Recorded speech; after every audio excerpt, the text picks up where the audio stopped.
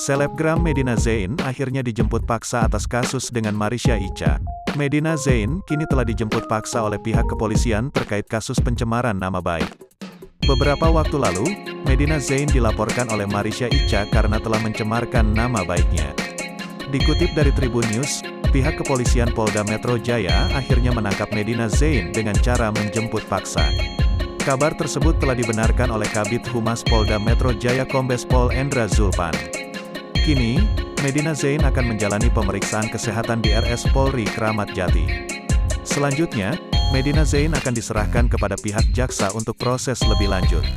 Sebelumnya, Marisha Icha melaporkan Medina Zain atas kasus pencemaran nama baik. Atas laporan ini, Medina Zain telah ditetapkan sebagai tersangka setelah melalui proses penyelidikan hingga penyidikan. Akhirnya, penyidik menemukan barang bukti sehingga Medina Zain ditetapkan menjadi tersangka.